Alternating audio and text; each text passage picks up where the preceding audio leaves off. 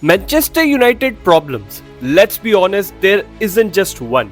But here is the twist. Their best player, Bruno Fernandes, might also be at the center of the biggest tactical dilemma facing Erik ten Hag's replacement, Ruben Amorim. Today, we are breaking down the Bruno Fernandes paradox. Why United captain is both their biggest strength and possibly their biggest weakness.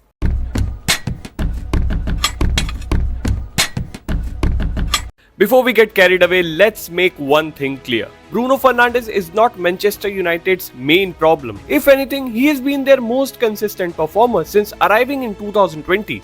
Last season was arguably his best since his first full campaign, dragging United through games, creating chances and leading them from the front.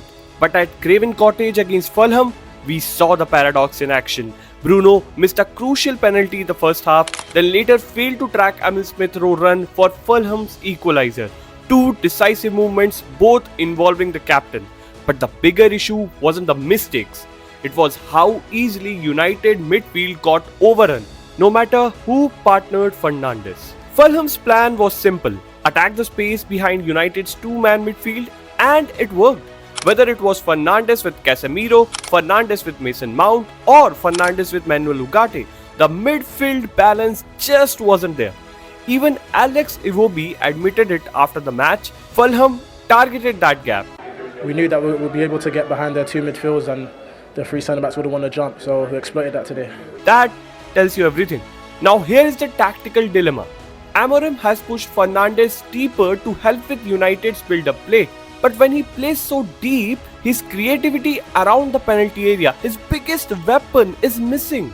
To fix the lack of goals last season, United went big this summer, bringing in Matthias Cunha and Bryan Mbeumo. On paper, great moves. But here is the catch. Both have been forced into slightly unnatural roles to make the system work. And Bruno's deeper position means creativity is still lacking.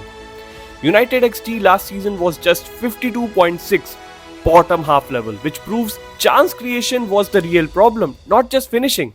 And this season, against Arsenal, lots of shots but very few clear chances. Against Fulham, almost nothing from open play. In fact, their only big chance came from a long kick downfield by the goalkeeper. That is not good enough for a club with 200 million euros attack. And then comes the academy star Kobbie Mainoo.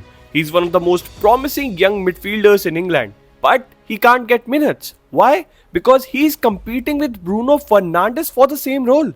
Amorim admitted it himself. It's another game where Kobbie Mainoo stayed on the bench. I think you said before that he needs to increase the rhythm, increase the pace of his game. Is that why he hasn't had any minutes yet? And what do you mean by that? No, Quicker or more dynamic? no, because he's fighting for the position now with Bruno. Bruno and Mainoo are seen as rivals for one spot, not partners. That is a big issue because Fernandes isn't a natural deep midfielder and Mainoo's development is now stalled because of it.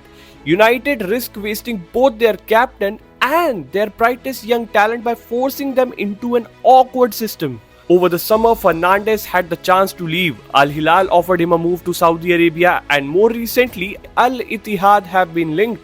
But Bruno turned them down. He chose to stay at Old Trafford to keep fighting for United badge. That loyalty means it's now up to the manager to get the best out of him.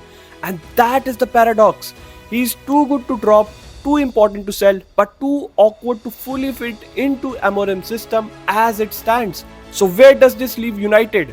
Do they push Bruno higher up the pitch again and risk the build-up problems, keep him deep and sacrifice creativity, or finally build a midfield structure that maximizes both Fernandes and Mainoo together?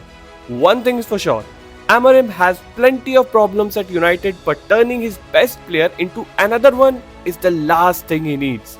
So, what's the solution to the Bruno Fernandes paradox? Should he stay deeper? Should United play him further forward? Or has the time come for United to evolve beyond Bruno altogether? Drop your thoughts in the comments below, and if you enjoyed this breakdown, hit that like button and join me for more deep dives into biggest football stories every week.